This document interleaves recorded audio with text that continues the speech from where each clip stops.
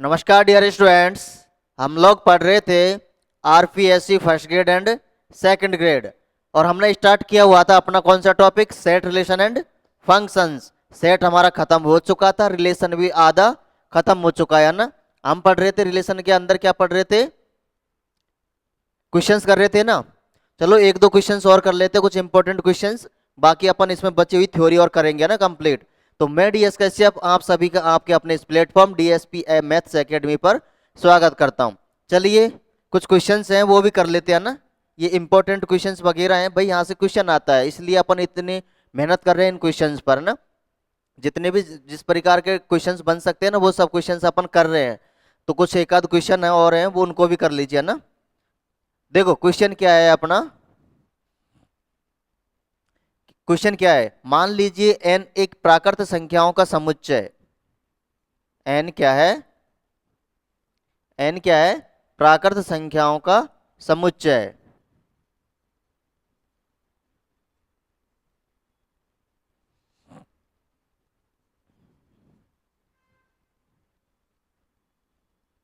n क्या है, एक प्राकृत संख्याओं का समुच्चय। तब अपन को क्वेश्चन दिया हुआ है, यदि यदि n क्रॉस n यानी n से n पर, यदि n क्रॉस n में कोई संबंध, n क्रॉस n में कोई संबंध r, कोई संबंध r इस प्रकार परिभाषित हो कि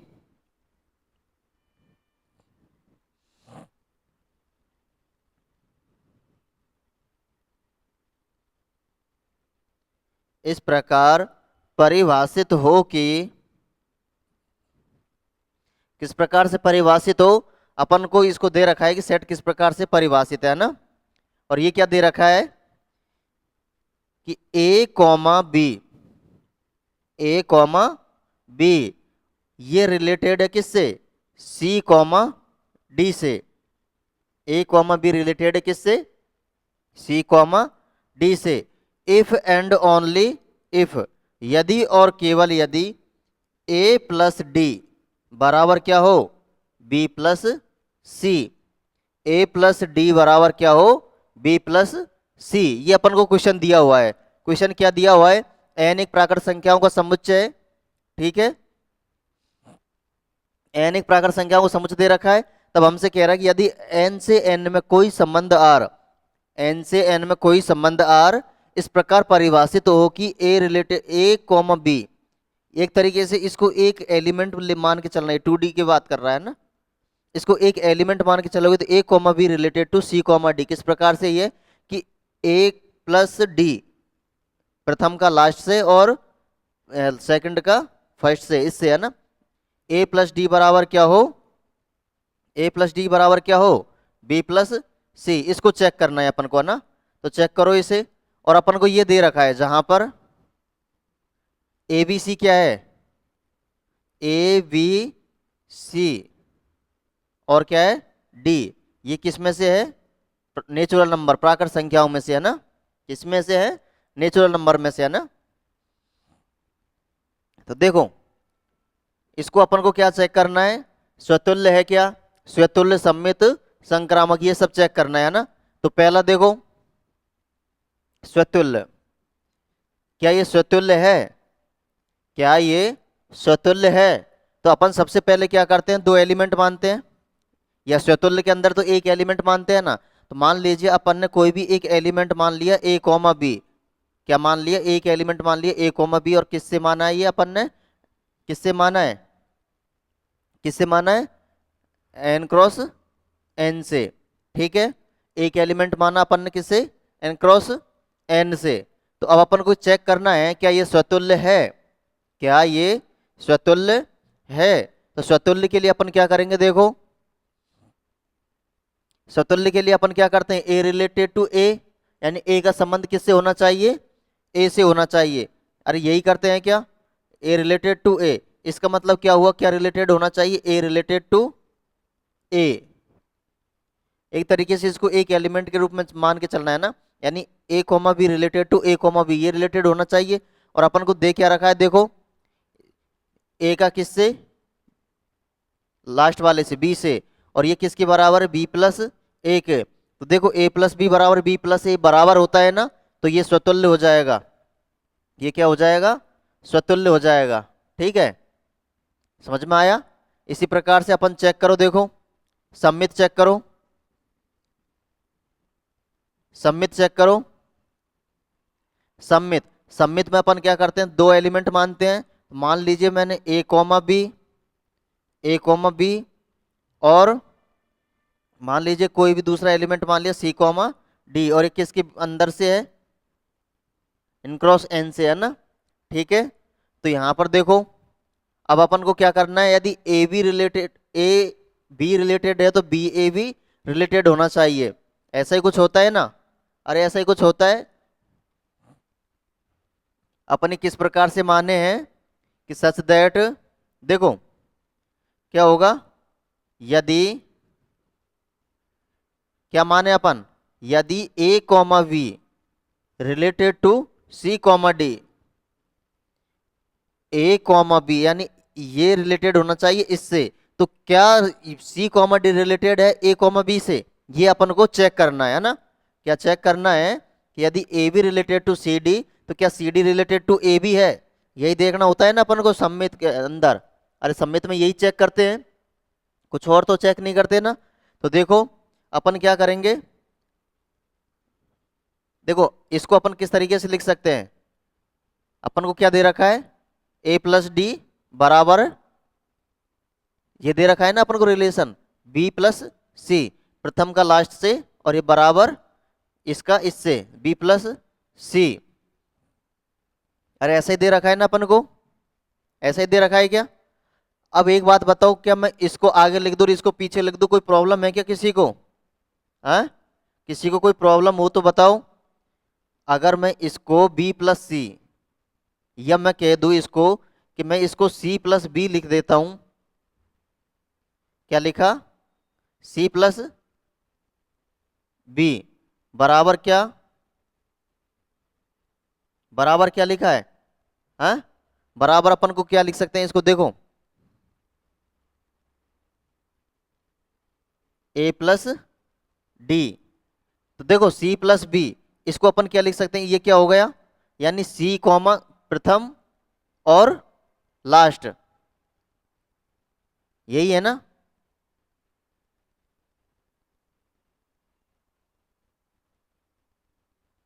कुछ गलती किया है क्या, है।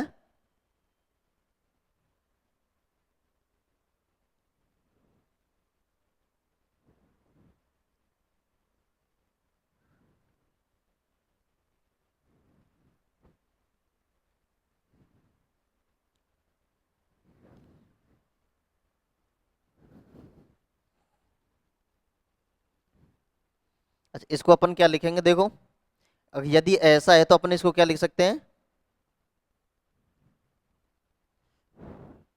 अपन को लाना क्या है, देखो अपन को करना क्या है, सी ये लेके आना है ना, c comma d related to, c comma d related to a comma B, ये चेक करना है अपन को, है ना। तो देखो सी, इसका मतलब क्या हुआ, सी प्लस बी बराबर क्या होना चाहिए, ए प्लस, या फिर हम कह सकते हैं डी प्लस ए, डी प्लस ए, ये हो गया ना डी प्लस ए। इसको अपन इस तरीके से लिख दें अपन, तो इसको क्या लिख सकते हैं अपन, इसको लिख सकते हैं अपन सी प्लस, या अपन कह सकते हैं कि सी, सी और डी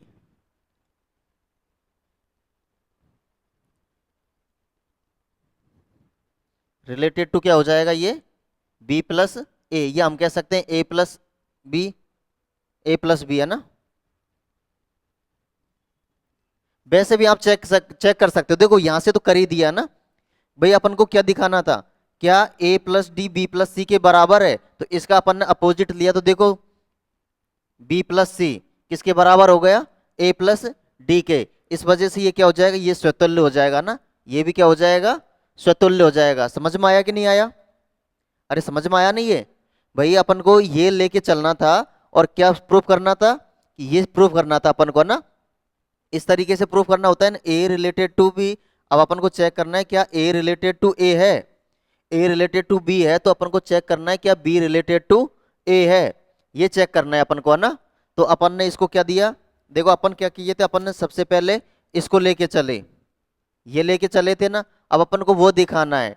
तो अब अपन चाहे तो वैसे दिखा दो, चाहे इस तरीके से करके दिखा दो, आप इन उल्टा भी तो लिख सकते हो ना, हैं, लिख सकते हो ना, उल्टा लिख सकते हो, तो इनका अरेंजमेंट कर दो तो इस तरीके से उस फॉर्म में आ जाएगा ना।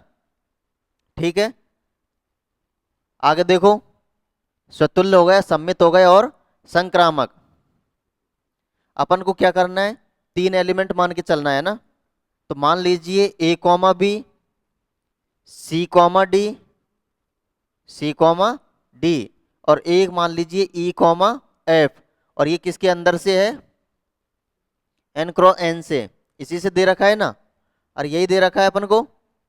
ठीक है, अब अपन को चेक करना क्या होता है, देखो ए रिलेटेड टू बी तथा बी रिलेटेड टू सी, तो क्या ए रिलेटेड टू सी है, ये चेक करना होता है ना। तो देखो a related to b, A related to b तथा और क्या चेक करना है, देखो c, c D related to e comma f, e comma f. इनका मतलब क्या हुआ, देखो इसका मतलब क्या हुआ, इसका मतलब हुआ ए प्लस डी बराबर किसके, बी प्लस सी के, और यहां पर इसका मतलब क्या हुआ, इसका मतलब है कि सी प्लस एफ बराबर किसके, डी प्लस ई के। अरे ऐसा ही कुछ है, ऐसा ही है ना। अब यदि मैं इन दोनों को जोड़ देता हूं तो, यदि मैं इन दोनों को जोड़ देता हूं तो a plus d plus c plus f बराबर क्या हो जाएगा, b plus c, b plus c plus d plus e. कुछ कैंसिल आउट हो रहा है क्या, कुछ कैंसिल हो रहा है क्या,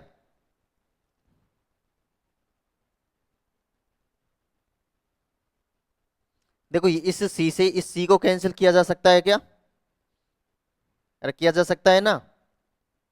इस डी को भी इस डी से कैंसिल किया जा सकता है, और क्या हो सकता है, और कोई हो सकता है क्या, ए इधर को है नहीं, एफ भी इधर को है नहीं, तो देखो क्या निकल के आया यहां से, क्या निकल के आया, ए प्लस एफ, ए प्लस एफ बराबर क्या हो गया, देखो किसके, ये बी प्लस ई के, बी प्लस ई के। तो इसको अपन क्या लिख सकते हैं, देखो इसको लिख सकते हैं अपन ए कॉमा बी रिलेटेड टू क्या हो गया, देखो किसके हो गया, ये ई कॉमा एफ के रिलेटेड हो गया क्या, अरे बी ए प्लस एफ, ए प्लस एफ, तो अपन क्या है, ये प्रथम और लास्ट यही तो जोड़ रहे हैं ना अपन, प्रथम और लास्ट, तो ए प्लस बी हो जाएगा। ठीक है, और ये क्या हो जाएगा, ई प्लस एफ, होगा कि नहीं होगा, अरे हो जाएगा ना, होगा कि नहीं होगा, हो जाएगा ना, बी प्लस ई। ठीक है, तो ये रिलेटेड हो गया किसके, तो देखो ये संक्रामक भी हो गया ना, यानी a comma B related to e comma f. हम क्या लेके चले थे, ये लेके चले थे, है ना, यानी A B related to C d और c D related to e f. तो हमको चेक करना था क्या a B related to e f, तो हम ये लेके चले थे, हमने ये दिखा दिया कि ए बी रिलेटेड टू किसके है, ई एफ के। तो ये क्या हो गया, संक्रामक भी हो गया, क्या हो गया, ये संक्रामक भी हो गया। अतः हम कह सकते हैं कि जो क्वेश्चन था ये क्या है, एक तुल्यता संबंध है, क्या है ये, एक तुल्यता संबंध है। ठीक है, समझ में आया ना, ऐसे किया जाता है इन सारे क्वेश्चंस को, है ना, कुछ नहीं है, आप तो डेफिनेशन के हिसाब से चलो और सीधा कर सकते हो। अब एग्जाम में आपको इतना नहीं करना, एग्जाम में तो क्वेश्चन देखना, क्वेश्चन के अंदर ही ऑपरेशन करना है कि भाई ए प्लस डी दे रखा है, बी प्लस सी दे रखा है, यदि मैं बराबर करूंगा, यदि मैं बराबर करूंगा यानी ये दोनों एलिमेंट बराबर करने, यानी A B related to A B, क्या होगा कि नहीं होगा, ठीक है, स्वतंत्र हो गया, हो जाएगा ना। इसी तरीके से अपन को चेक करना है A B related to B है, तो क्या B A related to A होगा, अरे A B related to B है तो B A related to A B हो जाएगा, ऑब्वियस ही बात है, सम्मित हो गया। संक्रामक के लिए संक्रामक के लिए भी अपन सीधा चेक कर सकते हैं ना।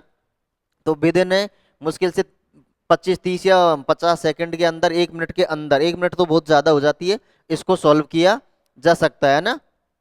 ठीक है ना। अरे समझ में आया कि नहीं आया। अब आप अगला क्वेश्चन देखो एक बार। अगला क्वेश्चन क्या है? अगला क्वेश्चन हो जाएगा आपका, एक और क्वेश्चन है इस पे, अच्छा क्वेश्चन है, इंपॉर्टेंट क्वेश्चन है ना, आ सकता है ऐसा क्वेश्चन। देखो, अगला क्वेश्चन समझने से पहले अपन क्या करते हैं, इसके सर्वांग समता एक डेफिनेशन समझ लेते हैं ना। और डेफिनेशन किसकी है? कॉन्ग्रुएंस मॉड्यूलो एम, यानी सर्वांग समता मापांक एम। सर्वांग सर्वांग सम मापांक, सर्वांग सम मापांक एम। अगर अपन इसको इंग्लिश में बोलेंगे तो क्या कहेंगे? Congruence, congruence, congruence modulo, modulo, modulo m. इसके बारे में एक बार समझ लेते हैं ताकि अपना क्वेश्चन करने में ज्यादा दिक्कत नहीं आया ना। ये होता क्या है? कॉन्ग्रुएंस मॉड्यूलो एम होता क्या है? इसकी डेफिनेशन लिख लेते हैं एक बार अपन। देखो, अपन क्या करते हैं, डेफिनेशन लिखते हैं ना, एक बार फिर समझते हैं क्या है ये। कि मान लीजिए, माना, माना एम क्या है? माना एम एक स्वच्छ, एम क्या है? एम क्या है? एम एक स्वच्छ अचर है, या हम कह सकते हैं स्वच्छ व निश्चित पूर्णांक है।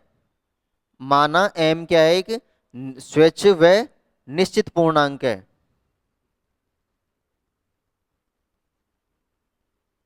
वह निश्चित पूर्णांक है। ठीक है, ठीक है ना। यहाँ माना एम एक स्वच्छ व निश्चित क्या है? पूर्णांक है।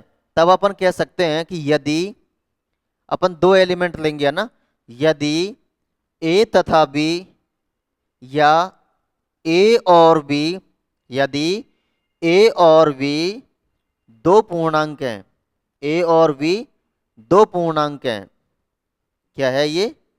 पूर्णांक है ना। ए और बी दो पूर्णांक हैं, तब, तब ए सर्वांग समता, ए सर्वांग सम बी, तब ए सर्वांग सम, ए सर्वांग सम बी, ए सर्वांग सम बी, ए सर्वांग सम बी मापांक एम, मापांक एम।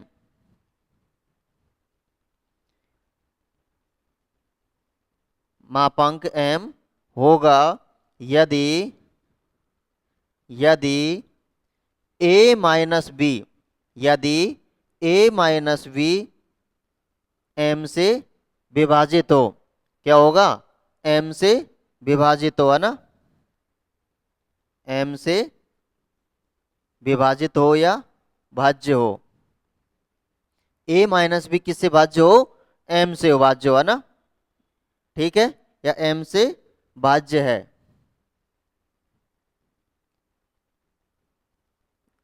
ए माइनस बी किससे भाज्य है? एम से भाज्य है ना। इसे हम, इसे हम निम्न प्रकार से लिखते हैं ना,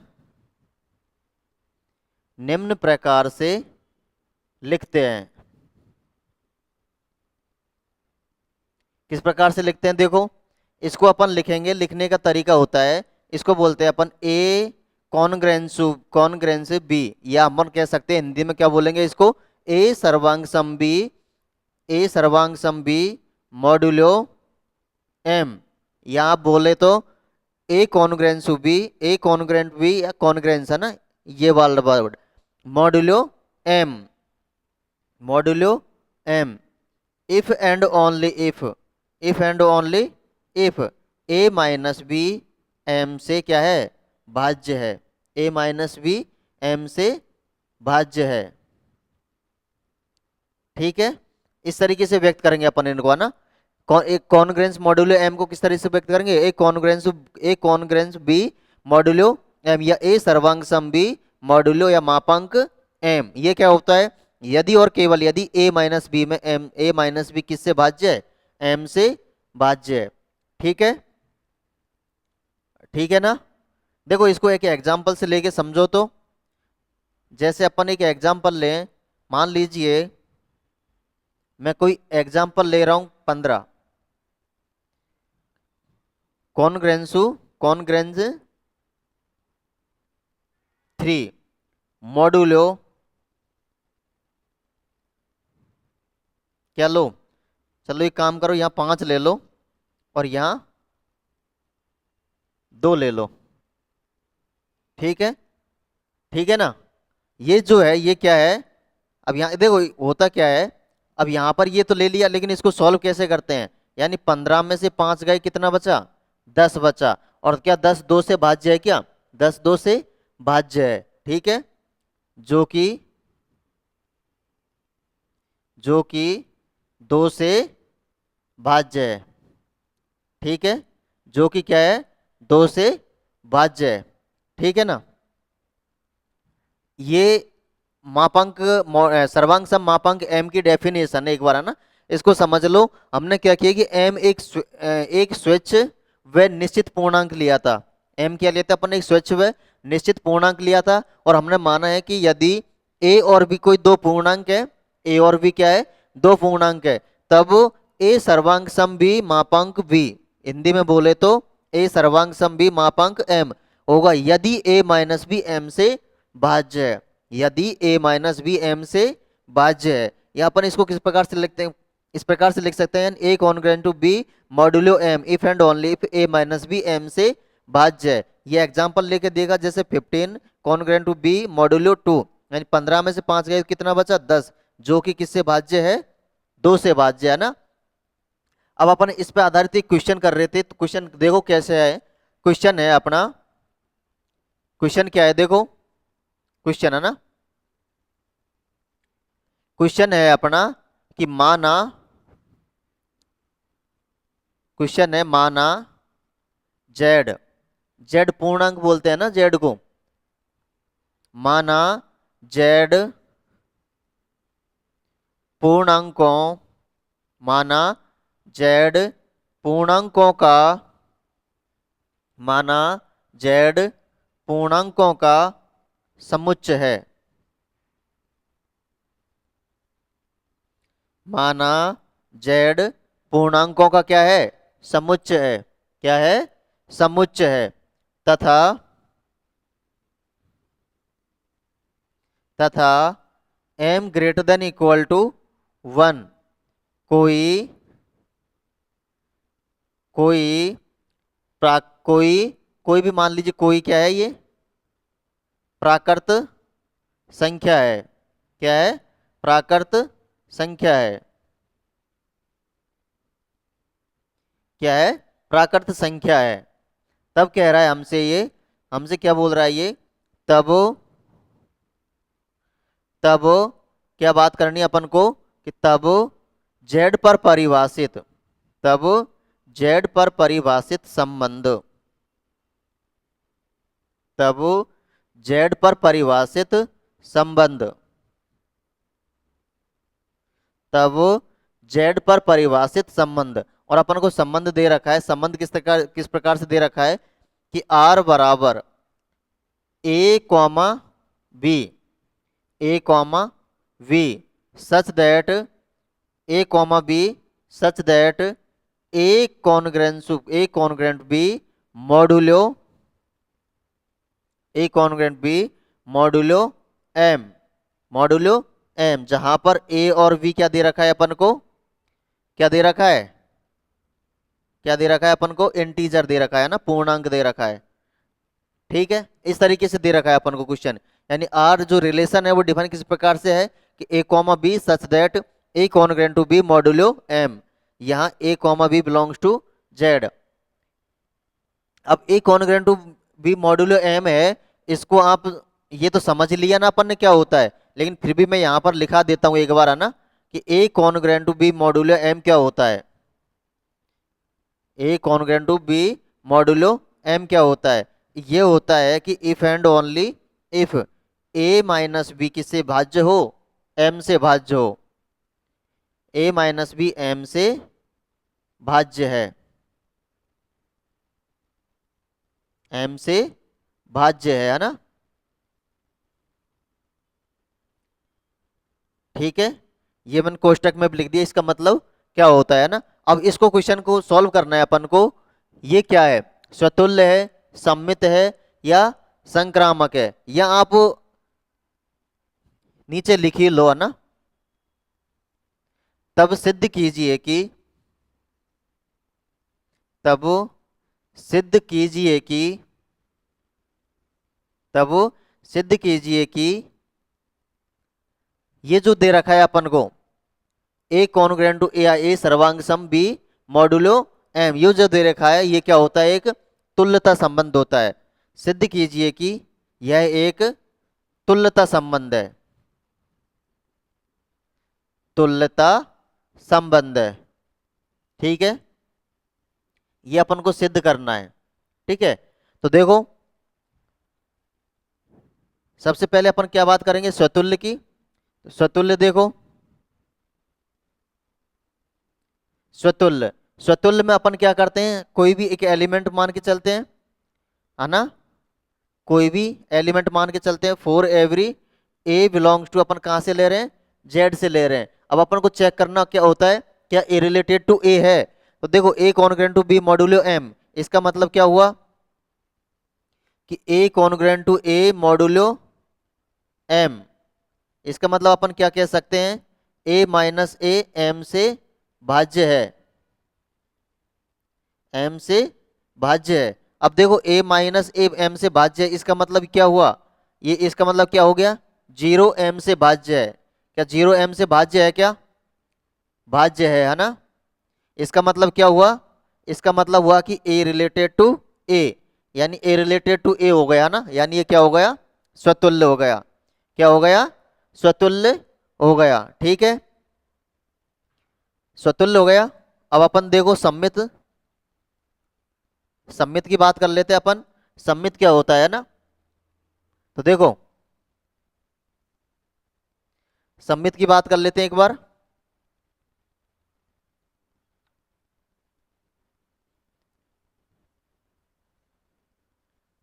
सम्मित, सम्मित क्या होता है ना। अब सम्मित में अपन क्या करते हैं, दो एलिमेंट मान के चलते हैं, ए और बी। अब अपन को दिखाना है ए रिलेटेड टू बी है, तो क्या बी रिलेटेड टू ए है, यही चेक करना होता है ना अपन को, और यही चेक करना होता है अपन को। तो देखो, let A comma B belongs to, किसमें से ले रहे हैं अपन, जेड के अंदर से। तो अपन को क्या चेक करना होता है, क्या ए रिलेटेड टू बी है, तथा ए रिलेटेड टू बी है तो बी रिलेटेड टू ए होना चाहिए, यही चेक करते हैं ना अपन। ए रिलेटेड टू बी है तो बी रिलेटेड टू ए है। देखो, ए रिलेटेड टू बी है, इसका मतलब क्या हुआ, इसका मतलब हुआ ए माइनस बी किससे भाज्य है, एम से भाज्य है। किससे भाज्य, ये अपन एक बार लिख लो, a congruent to b modulo m, ठीक है। इसका मतलब क्या हुआ, ए माइनस बी एम से भाज्य है, एम से भाज्य, यही बात हुई ना, यही बात हुई, एम से भाज्य है। इसका मतलब क्या हुआ, क्या बी माइनस ए एम से भाज्य है, बी माइनस ए भी एम से भाज्य है। अरे भाज्य होगा कि नहीं होगा, हाँ भाज्य होगा कि नहीं होगा। मान लीजिए एम बराबर मैं 3 ले रहा हूं, और ए बराबर ले लिया मैंने, ए बराबर ले लिया मान लीजिए 12, और बी बराबर ले लिया मान लीजिए मैंने 3, ठीक है। तो 12 में से 3 गया तो कितना बचा, 9, 9 क्या 3 से भाज्य है, क्या भाज्य है ना। अब उल्टा कर रहे हैं, देखो 3 में से कितना गया 12, कितना बचा माइनस का 9, भाज्य तो है, भाज्य तो है ना, ठीक है ना, भाज्य है। इसका मतलब क्या हुआ, इसका मतलब हुआ B congruent to A modulo M. इसका मतलब क्या हुआ, जो बी है वो रिलेटेड है किससे, ए से, यानी ये स्वतुल्य भी हो गया। क्या हो गया? स्वतुल्य भी हो गया। अब अपन देखो संक्रामक, क्या देखना है अपन को? संक्रामक।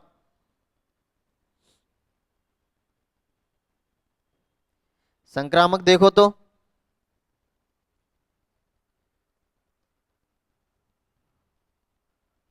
संक्रामक तीसरा है, क्या है अपना? संक्रामक।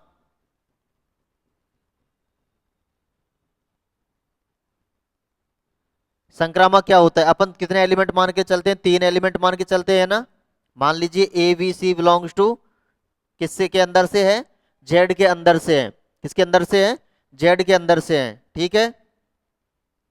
अब यहां पर देखो इसका मतलब क्या हुआ? A related to b, A related to b तथा बी रिलेटेड टू सी। तब अपन को चेक करना है क्या ए रिलेटेड टू सी है, और यही चेक करना है ना अपन को, क्या ए रिलेटेड टू सी है। तो मैं इसको देखो, इसको क्या लिख सकता हूं मैं?